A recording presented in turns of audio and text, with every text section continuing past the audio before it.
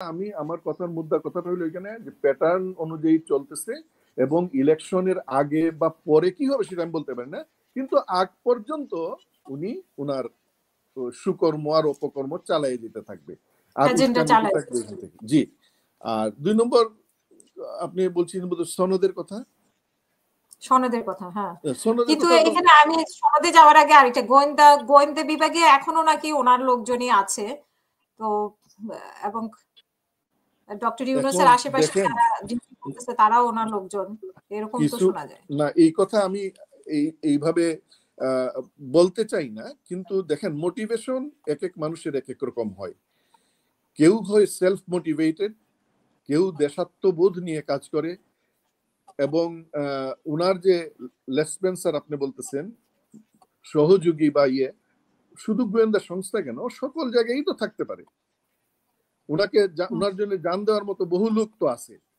এরা তো, এটা তো আমার কথা না, এরা উনার স্বর্গীয় পিতা আর উনারা দুইজন তো মানুষকে উস্কানি দিতে পারঙ্গম, এজিটেট করতে পারেন মানুষকে। এটা তো আমার কথা না, কোন এক সাংবাদিক লিখেও গেছেন।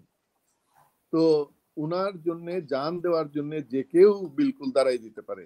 প্রচুর লোক আছে, কারণ এই গত 15 বছরে কি মনে করেন শুধু দেখে দেখে ন্যাশনালিস্ট লোক, দেশপ্রেমিক লোককে শুধু চাকরিতে দেওয়া হয়েছে বা ই করেছে।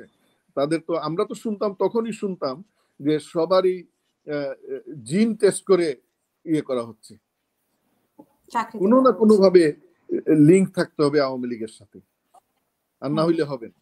তো এখন থাকতেই পারে। জি, আপনি জুলাই সনদের ব্যাপারে কথা বলেন। জুলাই সনদের ব্যাপারে আমার তেমন কিছু বলার নাই। এটার ইনসেপশনটাই আমার একটু লাগে। বলা হয় যে স্টেক হোল্ডার, দেশের স্টেক হোল্ডার কারা? জনগণ, মূল স্টেক হোল্ডার জনগণ। এখন জনপ্রতিনিধি এখনো তো নাই, এখন তো নাই আমাদের আছেন কারা? জনগণকে প্রতিনিধিত্ব করবেন, জনগণের কথা বলেন, প্রতিনিধিত্ব করবেন ভবিষ্যতে ইলেক্টেড হইলে, আর জনগণের কথা, দুঃখ দুর্দশার কথা বলেন বলে দাবিদার হইল পলিটিশিয়ানরা। সাংবাদিকরাও তো আমি আপনাকে প্যাম্পারিং করার জন্য বলতেছি না, সাধারণত তারাও তো গ্রামগঞ্জের খবর এনে দেয়, মানুষের খবর এনে দেয়, এরাও তো একটা স্টেক হোল্ডার বলতে হবে। তো এখন শুধুমাত্র পলিটিশিয়ানদের নিয়ে এটা করা হইলো, এবং আপনারাই বলেন যে পলিটিশিয়ানরাই দেশ চালায়। তো পলিটিশিয়ানদের সাথে তো বুদ্ধিবাদ আমরা দেখছি তো, একটা সবাই বসলে ওই ঘুরে ফিরে ডান দিকে সচিব সাহেব কি বলেন, সচিব সাহেব কি বলেন, অমুক সাহেব কি বলেন, তমুক সাহেব কি বলেন, এইভাবে হয়। তো উনারা দেশ চালাবেন, কিন্তু সাধারণ মানুষের মতামত নিতে হইলে এটা সাধারণভাবে মানুষের কাছে পৌঁছানো দরকার।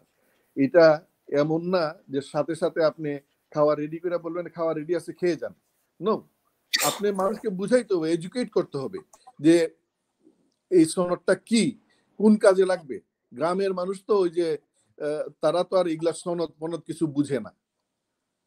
তারা তাদের খাওয়া দাওয়া ঠিক মতো হইলো, রাহাজানি না হইলে হইলো, দিনের বেলা কাজ করবে, রাত্রের বেলা সুন্দরভাবে ঘুমাবে। আর যারা একটু ধর্মীয় আচরণ করতে চায় তারা একটু ধর্মীয় আচরণ করবে, ঠিকঠাক এই তো সামাজিকতা করবে, দ্যাটস ইট।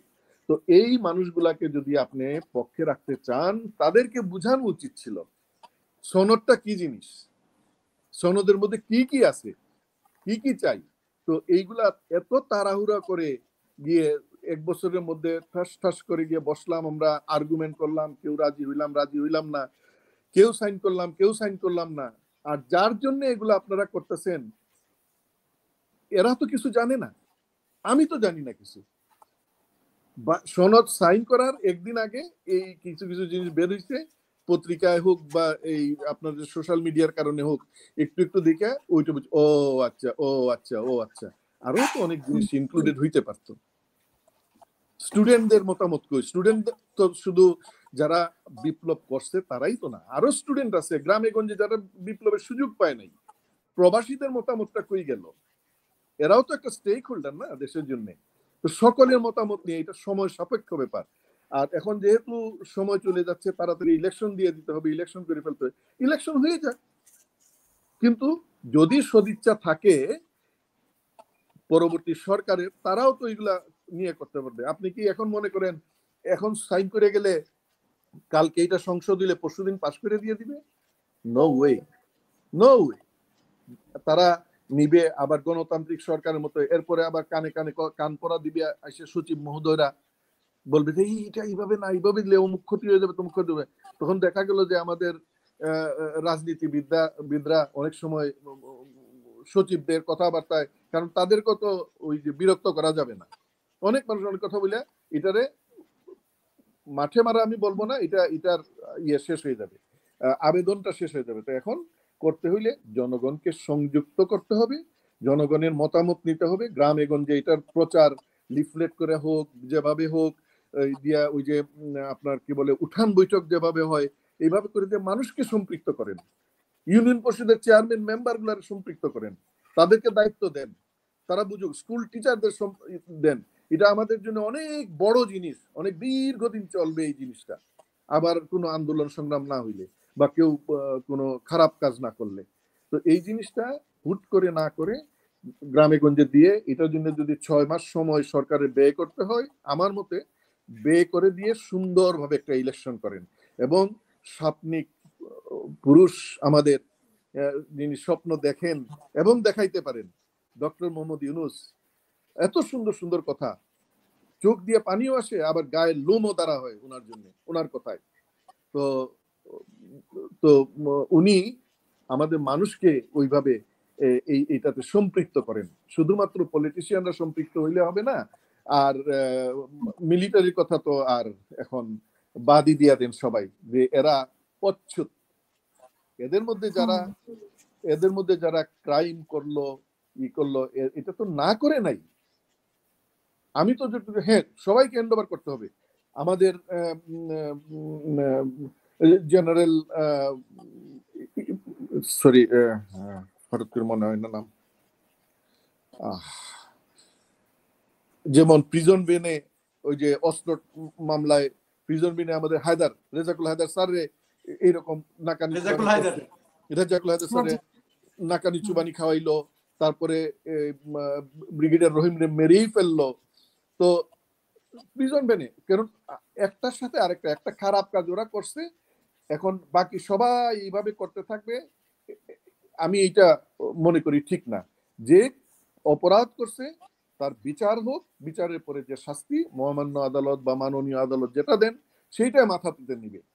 তাদের ডিফেন্সেও প্রচুর সুযোগ দেওয়া হোক, আর তাদের শাস্তিও যথাযথ শাস্তি হোক। এটার জন্য সারা আর্মিকে গালিগালাজ করে, ওই যে তখন আবার আর্মিরও তো অনেক ছেলে পেলে আছে, তাদেরও তো বলবে যে রক্তে আগুন লেগেছে, আর্মির গায়ে রক্তটা আগুনটা লাগাই দিয়েন না।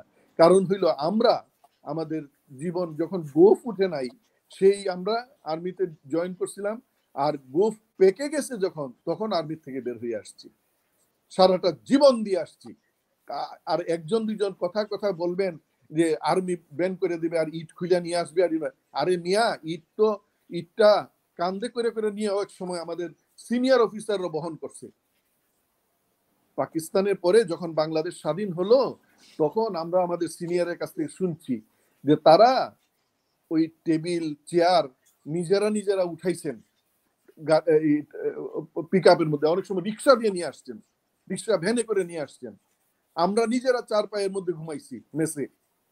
তো ওই দিন তো যায় নাই। আমাদের আর্ম ফোর্সেসের কথা বললে আমাদের কষ্ট লাগে। এটা তিল তিল তিল তিল করে গড়া হয়েছে। কারণ কেউ যদি খারাপ কাজ করে অবশ্যই তার পানিশমেন্ট হবে।